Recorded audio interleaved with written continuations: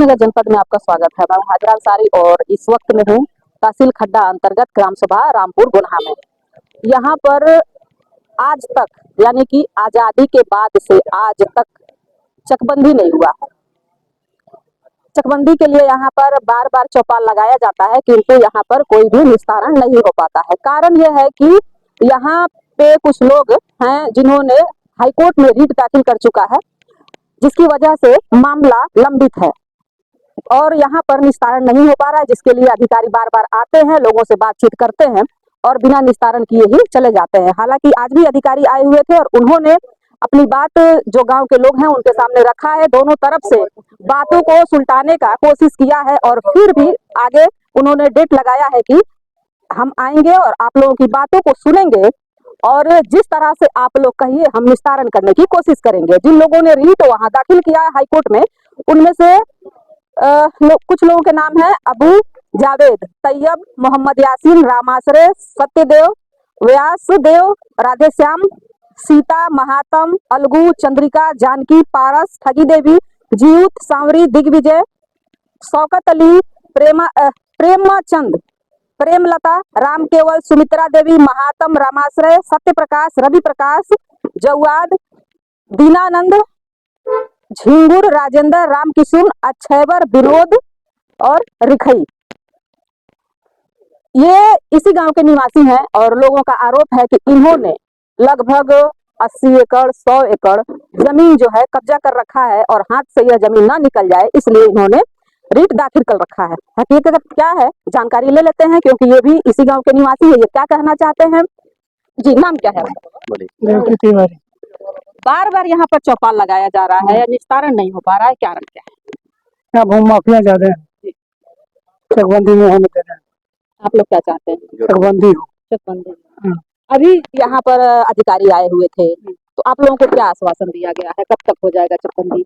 बोला होगा। जी, क्या नाम है आपका? हमारा नाम नंदलाल मौर्य, राष्ट्रीय हिंदू महासभा जिला अध्यक्ष कुशीनगर। बार बार चौपाल लगता है यहाँ पर रामपुर गुन्हा में, निस्तारण नहीं हो पाता है, वजह क्या रही है?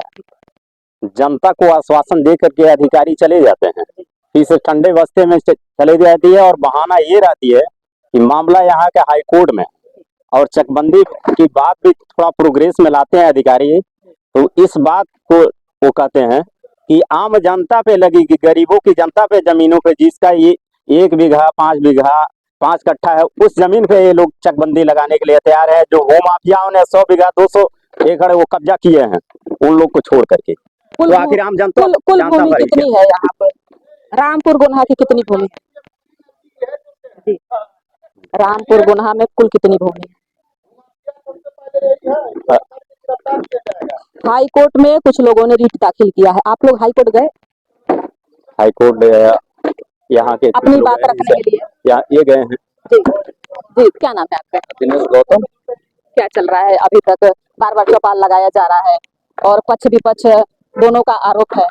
बार बार चौपाल लगाने के माध्यम से लोगों को चकबंदी न करने की बात कही जाती है अधिकारियों द्वारा। माननीय उच्च न्यायालय में 43-44 रीटें हैं, जो कई रीटें ऐसी हैं जो इस ग्राम सभा के नहीं है, जो बाहर के लोग हैं, जो ताहिर लारी जी के खानदान के लोग हैं, रामपुर गुन्हा के नहीं है, अलगू हैं यहाँ के नहीं है, काफी लोग यहाँ के नहीं है। और 43 रीटें हैं, जिसमें एक रीट खारिज हुई थी 2010 में 24,583 आप 96 रामकिशुन के नाम से थी, और पुनः उस रीट में लोग भूमाफिया अपने तरीके से हाईकोर्ट को गुमराह करके फिर स्टे ले लेते हैं। और 2008 में सबकी रीटें खारिज हो चुकी थी, 2008 में फिर उन्होंने दोबारा रीट कर दी और रीट करने को चकबंदी बार बार बाधित होती है।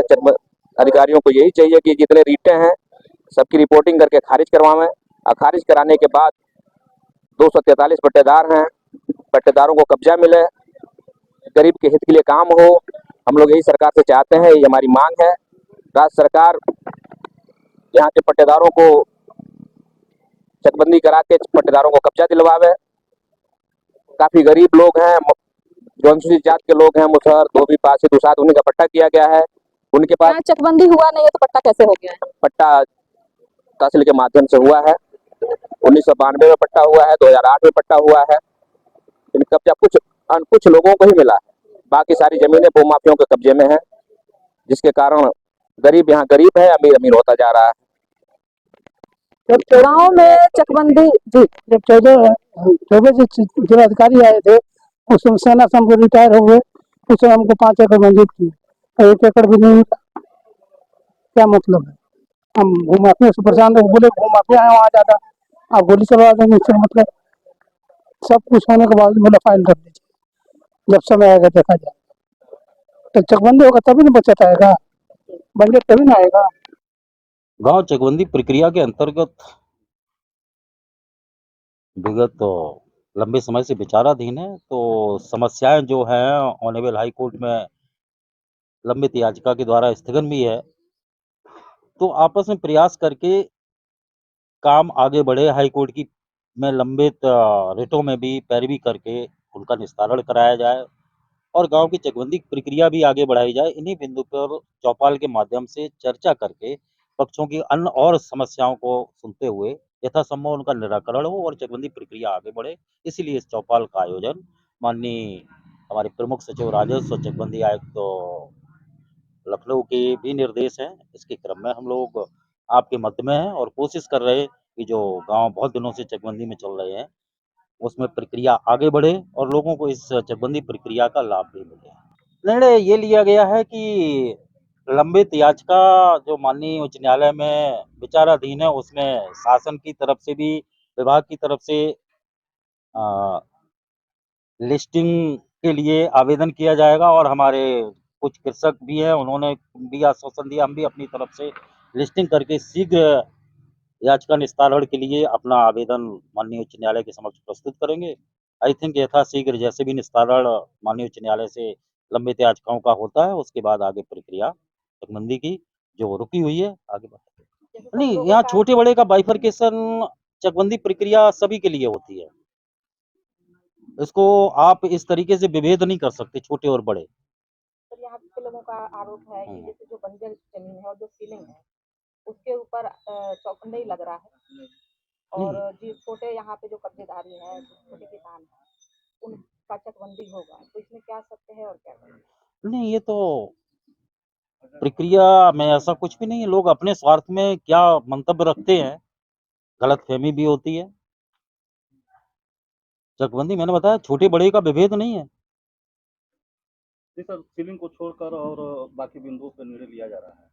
नहीं, सीलिंग के भी लिए पहले सीलिंग की लंबित याचिकाएं तय हों फिर आगे सब बढ़ जाएगा। ग्राम सभाओं में चकबंदी लगाई जाती है क्योंकि जो छोटे से छोटा काश्तकार है या फिर जो लोग गरीब हैं उनको जमीन दी जाए ताकि वो लोग अपना जीवन यापन अच्छे से कर सकें।